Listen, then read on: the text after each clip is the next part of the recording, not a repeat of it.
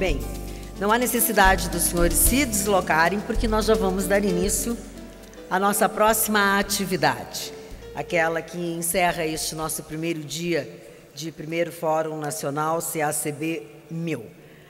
A palestra tem o título de Tem Saída? A resposta, ou o caminho, vamos ver o que será que vai nos apresentar, será trazido a este palco agora por Eduardo Gianetti da Fonseca, economista, escritor e professor. Por favor, seja bem-vindo ao nosso palco. Obrigada pela sua presença, pela sua disponibilidade em dividir conosco todo o seu conhecimento.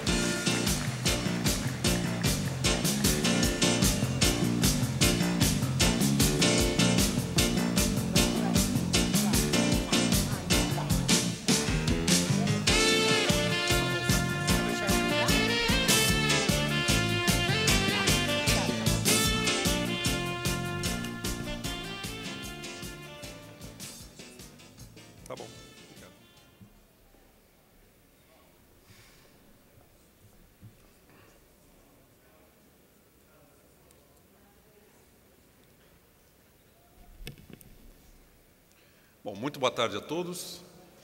É uma grande satisfação estar aqui em Brasília, a convite da Confederação das Associações Comerciais e Empresariais do Brasil, para fazer essa palestra sobre as perspectivas da economia brasileira. Eu achei muito curioso o título que foi sugerido e que eu aceitei para essa minha apresentação, que é uma pergunta de duas palavras. Tem saída? E eu fiquei intrigado pela formulação tem saída, que carrega consigo alguns pressupostos, né? Como se nós estivéssemos diante de uma situação que requer algum tipo de solução difícil de ser vislumbrada. A expressão tem saída pressupõe que talvez não tenha saída. Bom, a minha resposta, antes de qualquer consideração, é que tem saída. E que a saída depende de nós, tanto no plano macro como no plano micro empresarial.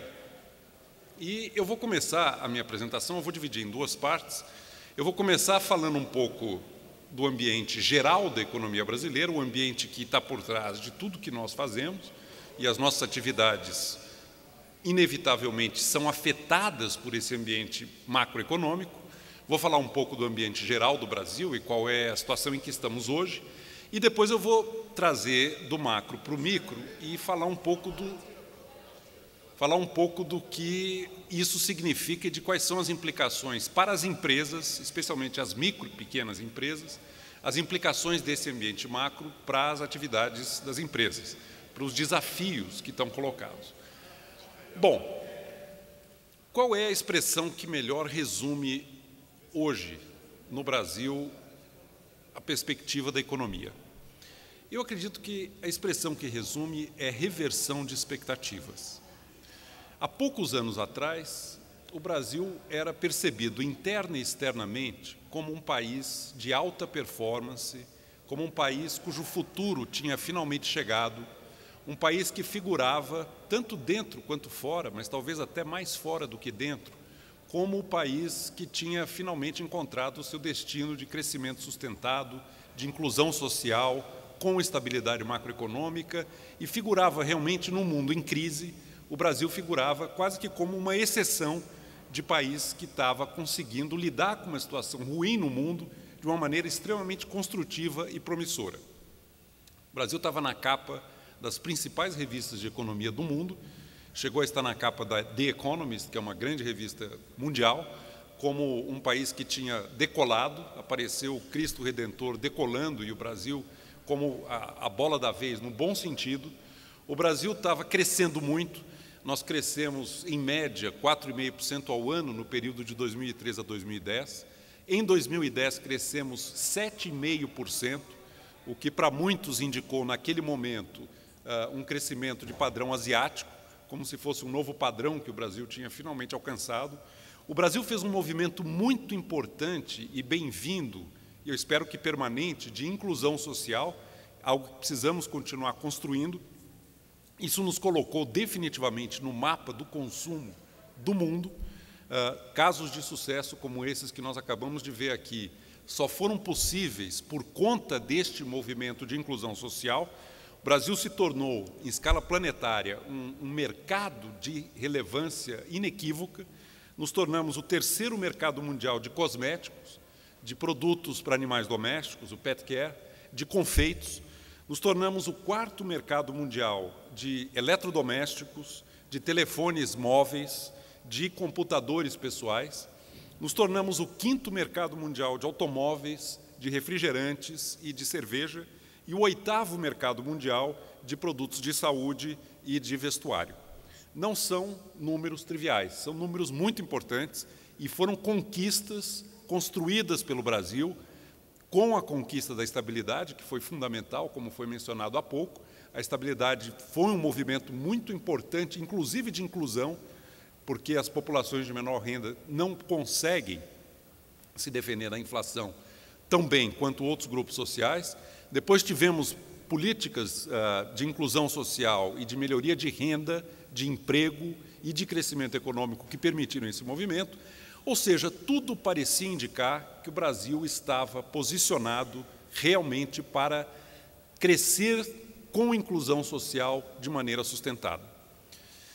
No entanto, e daí a expressão reversão de expectativas, a partir de 2010, o quadro que se apresenta de desempenho para a economia brasileira vem deixando muito a desejar e vem trazendo enorme frustração. O Brasil, que era a estrela dos BRICS até então, agora já está no chamado pelotão dos países frágeis, dos países mais vulneráveis a mudanças na economia mundial. O Brasil, que vinha crescendo em média 4,5%, a partir de 2010, vê uma redução da sua taxa de crescimento. Vamos crescer muito pouco esse ano também, e eu vou comentar um pouco a questão do crescimento mais à frente. O Brasil deixou de ser percebido interna e externamente como essa máquina eficiente de alta performance econômica e de país cujo futuro tinha finalmente chegado. Nós vivemos hoje uma reversão de expectativas. A própria revista The Economist fez uma outra capa recentemente em que coloca aquele mesmo Cristo Redentor que estava decolando, agora em parafuso, e fazendo a pergunta: será que perderam tudo? Será que explodiu? Eu não acho que devemos exagerar nem de um lado nem de outro. O Brasil não era tão bom quanto pareceu antes, mas também, eu vou argumentar aqui, não é tão ruim como talvez possa se imaginar agora. No entanto, essa reversão de expectativas não é gratuita. Por trás dela existe uma realidade com a qual nós precisamos nos deparar, precisamos enfrentar e precisamos buscar saídas para recuperar aquele bom momento que vinha sendo construído e que, lamentavelmente, se perdeu. Talvez o indício mais forte da frustração da sociedade brasileira com essa reversão de expectativas tenha sido a própria manifestação de massa que o país viveu em junho do ano passado, em que milhões de pessoas foram às ruas manifestando o seu profundo descontentamento e frustração com as coisas como elas estão hoje no Brasil, no tocante especialmente à dignidade e à cidadania. Qual é o quadro que nós temos hoje na macroeconomia brasileira? Aqui eu vou fazer um registro da situação para depois analisá-la e apontar o meu diagnóstico de saídas, né? Para onde que as coisas precisarão se encaminhar. Qual é o quadro que nós estamos hoje? Nós estamos vendo no Brasil a combinação de 3 fatos ruins que não costumam andar juntos. Todos eles nos afetam. Nas nossas atividades empresariais, essas 3 realidades estão, de alguma maneira, afetando. Primeiro, baixo crescimento crônico. Eu já mencionei aqui que vínhamos crescendo na toada de 4,5% ao ano no período 2003 a 2010. Em 2010, inclusive, um ponto fora da curva, um crescimento espetacular de 7,5%. De lá para cá, o crescimento caiu cronicamente. O governo Dilma vai terminar o seu mandato com um crescimento anual médio de 2%. Não é pouca coisa, é muito ruim. Será o pior crescimento da história republicana brasileira desde Floriano Peixoto e Collor de Mello. Um governo que foi eleito com a bandeira da aceleração do crescimento vai entregar um crescimento de 2% ao ano em média. É muito baixo. Vamos tentar analisar por que isso aconteceu.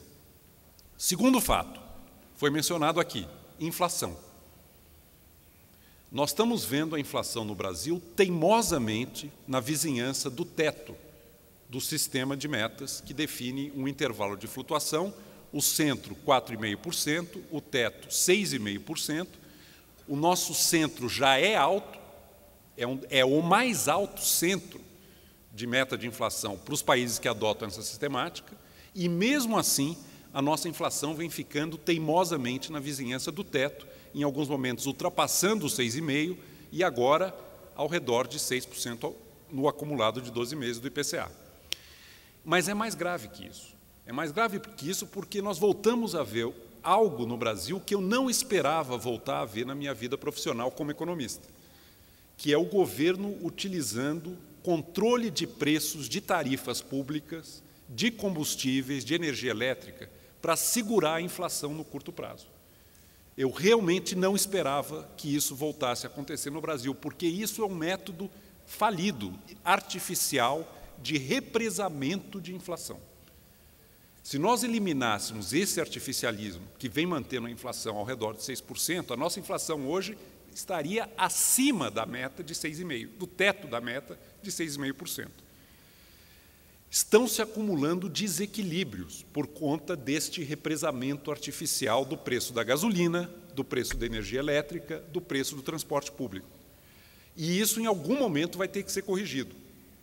O mais preocupante é que, num ano eleitoral, nós sabemos que é praticamente impossível que o governo aceite fazer o que tecnicamente deveria fazer, que é começar a corrigir esses preços. Não tem ilusão de que esses preços, por estarem artificialmente contidos, não significam custo para todos nós, sociedade brasileira. Eles significam custos de endividamento, de subsídio, e todos nós estamos pagando essa conta. Então, a situação de inflação no Brasil hoje, é lamentável ter que dizer isso, mas é preciso dizer, é para isso que os economistas existem, né? A situação de inflação hoje no Brasil é, sim, muito preocupante.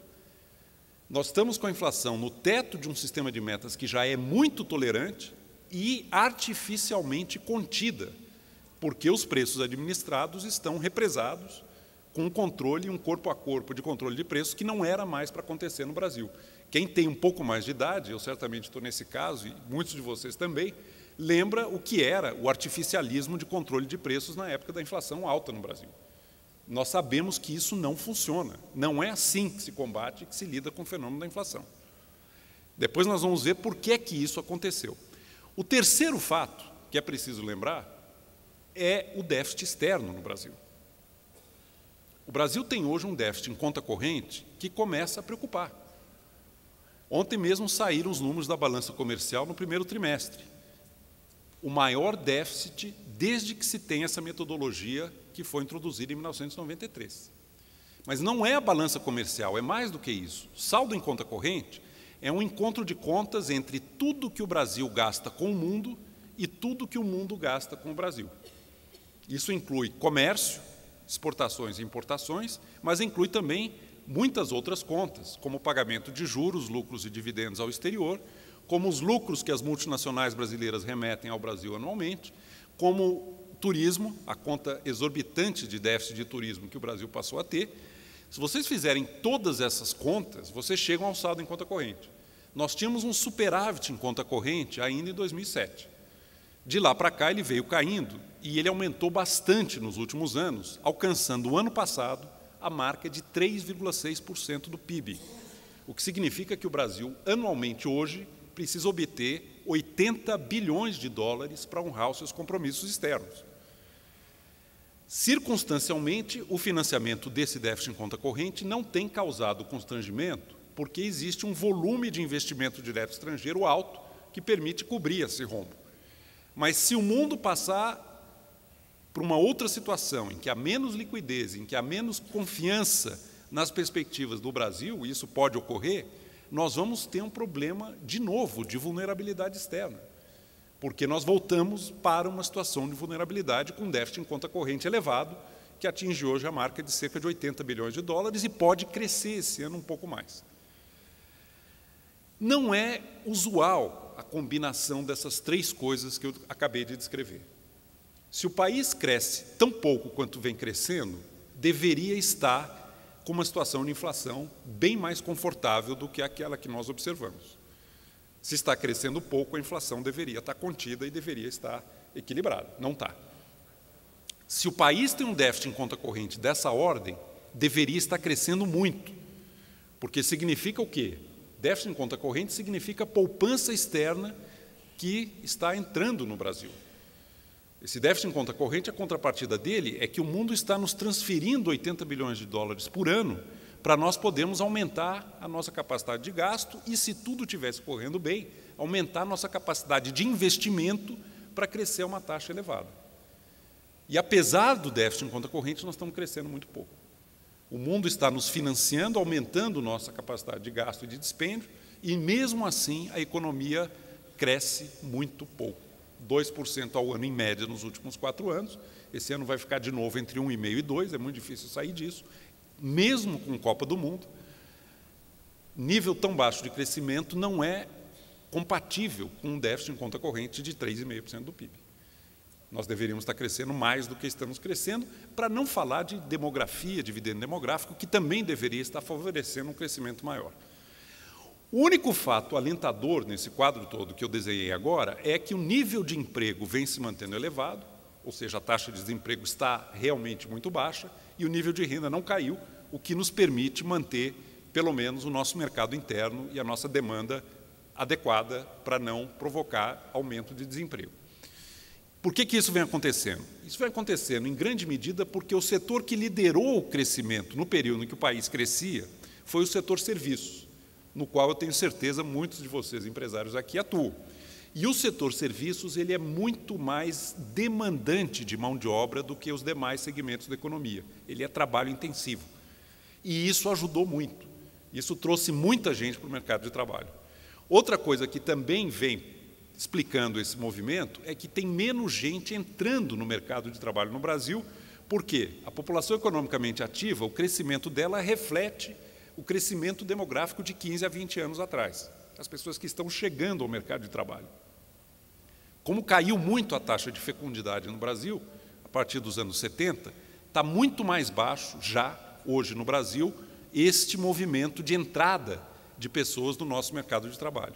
Então, tem menos gente demandando emprego, tem menos pressão pela criação de novos empregos, pelo fato de que o Brasil hoje está com um crescimento da população economicamente ativa ao redor de 1% ao ano, o que já é um número bem mais baixo do que vinha sendo no passado. Até aqui foi um registro, uma fotografia. O Brasil, de fato, apresenta um quadro econômico hoje, que eu diria, de maneira suave, preocupante.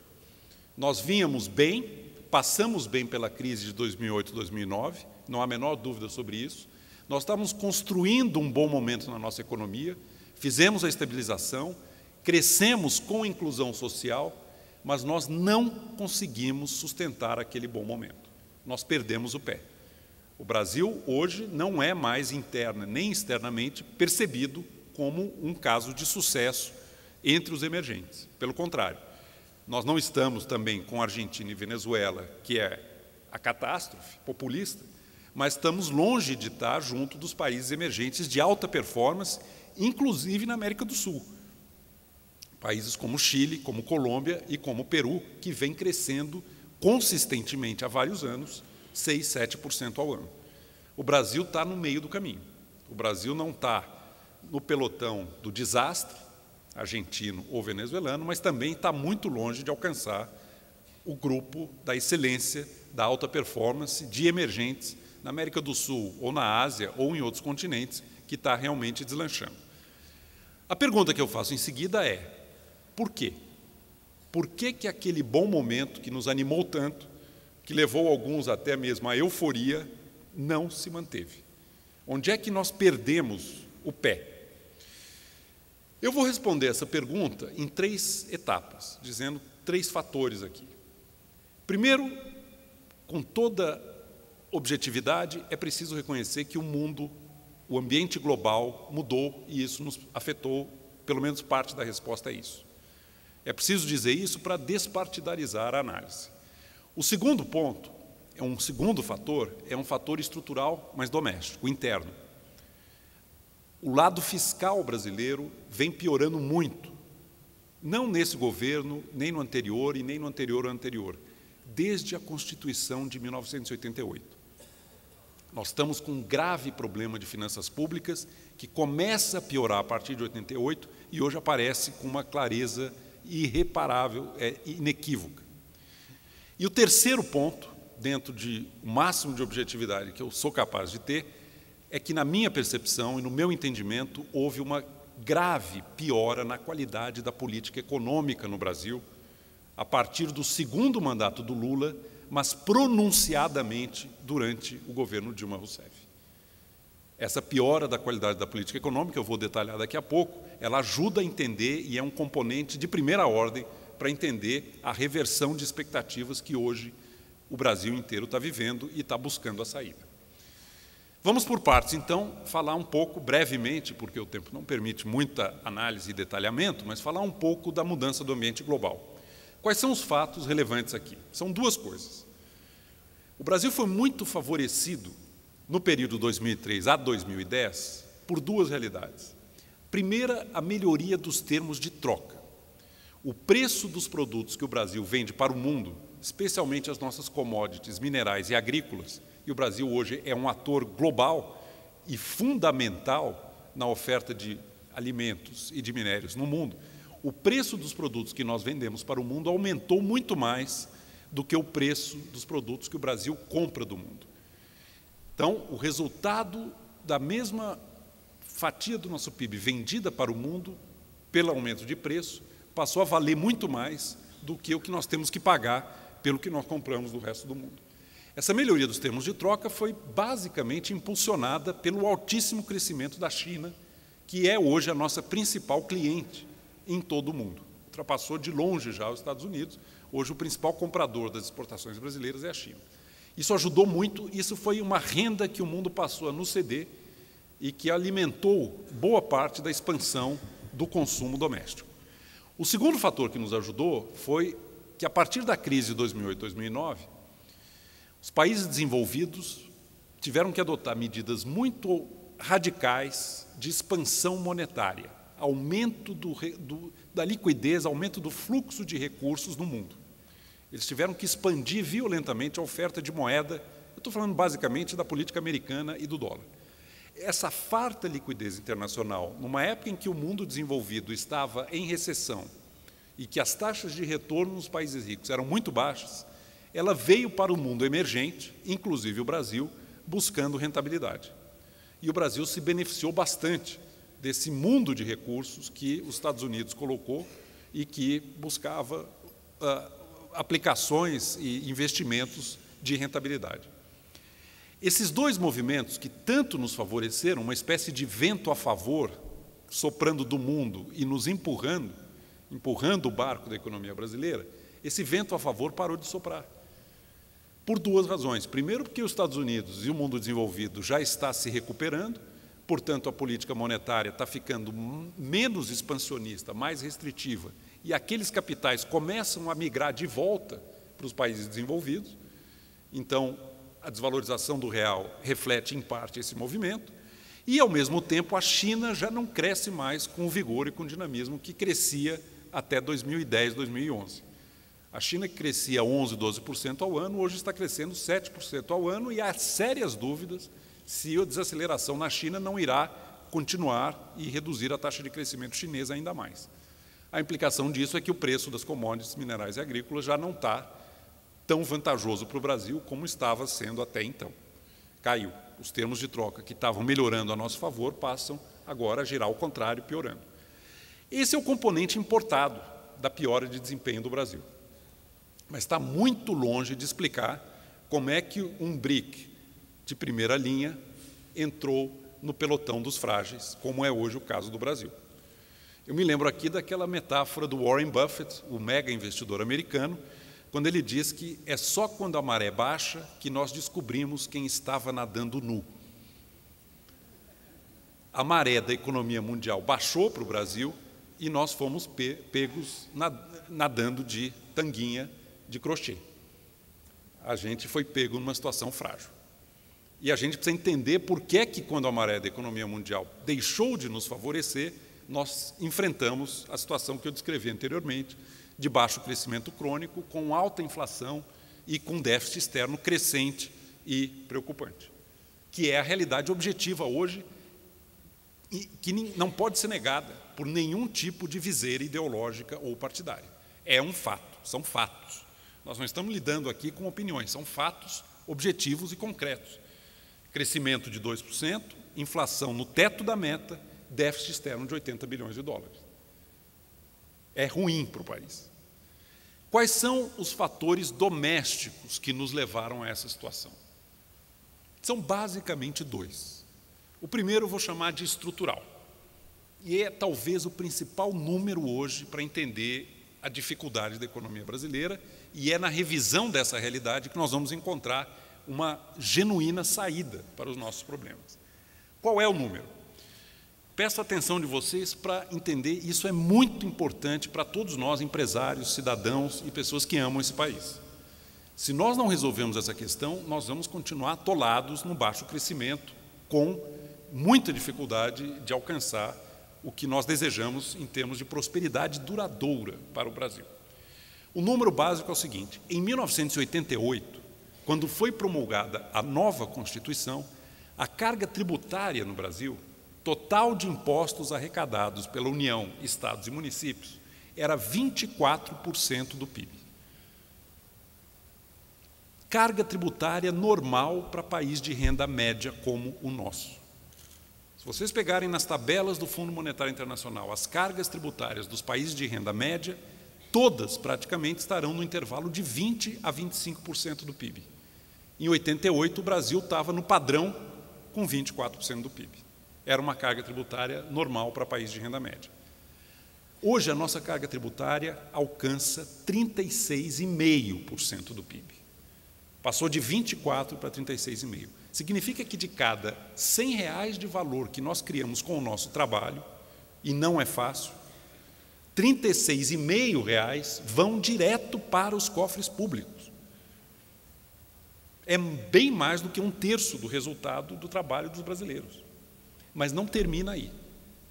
Não termina aí. O Estado brasileiro hoje, tudo considerado, gasta mais do que ele arrecada. Ele gasta 3,5% do PIB a mais do que ele arrecada. Esse é o nosso déficit nominal. Então, você soma a carga tributária bruta e o que o Estado gasta além do que ele arrecada, que é o déficit nominal, vocês chegam a 40% da renda nacional brasileira. 40% do resultado do nosso trabalho anual transita pelo setor público. É drenado do setor privado, porque o setor público, o Estado não cria riqueza, ele apenas transfere renda de um lugar para outro. 40% da nossa renda, gerada com o nosso trabalho, com o nosso talento, com o nosso esforço, é drenado pelo Estado brasileiro. E acontece o quê com esta montanha de recursos que transita pelo nosso setor público?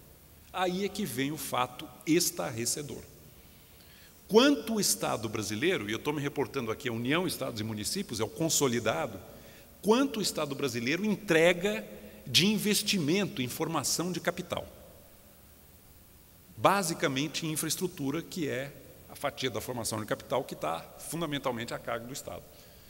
Qual é o tamanho do investimento? Ou seja, desses 40% do PIB que o Estado drena da sociedade, quanto ele apresenta na outra ponta investindo na formação de capital que multiplica a renda e que permite o crescimento?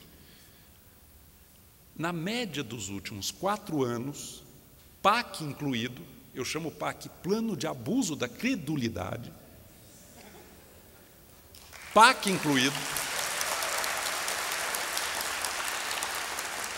olha o número, tudo incluído, na média dos últimos 4 anos, o investimento do Estado brasileiro foi 2,5% do PIB. Drenou 40% da renda, entregou 2,5% do PIB em investimento. Isso na dimensão do capital físico, que é um dos componentes do capital. A outra dimensão é o capital humano. que é tão importante quanto o físico para o crescimento sustentado